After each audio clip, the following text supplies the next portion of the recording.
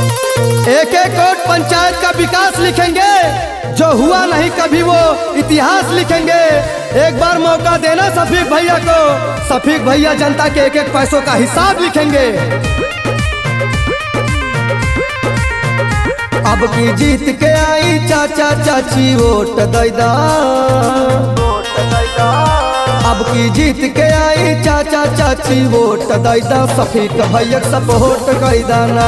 विरोधी जीत न पावे उनका भारी चोट दैदा, शफीक भैया सपोर्ट कैदाना। विकास की नई फूल खिला के देख लो, तरक्की की खुशबू बिखरा के देख लो। बहुत देख लिया अनुभव का झूठा प्रचार, इस बार शफीक भैया को आजमा के देख लो।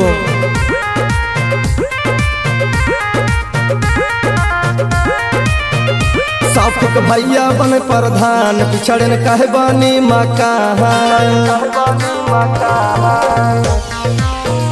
शफीक भैया बने प्रधान, पिछड़न कहे बानी मकान। जे भी बाटे खाली चाची वन से नोट लैला,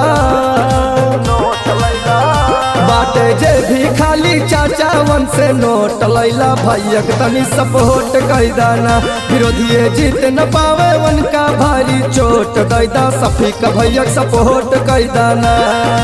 कोई नोटों के सहारे बैठा है तो कोई झूठे वादों के सहारे बैठा है। कोई नोटों के सहारे बैठा है तो कोई झूठे वादों के सहारे बैठा है।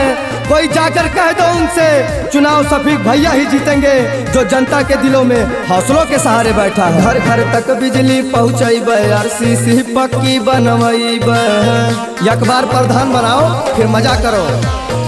गौवा भर के काम करैबे, बड़ा जरूरत दौड़ाइबे। आशीर्वाद अपन मिलके बड़ा छोट दैदा,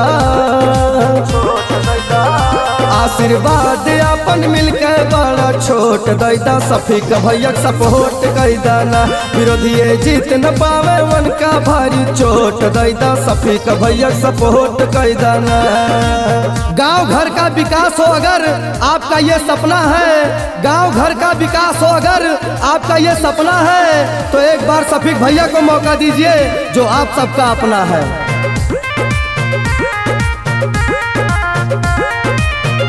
बिटिया के शादी में अइबे, अपन न्योता भी पहुँचैबे। सुख दुख में हम साथ निभाइबे, साहे बारा के चमकैबे। हमके यश कैदा, बाकी सबके नो कैदा।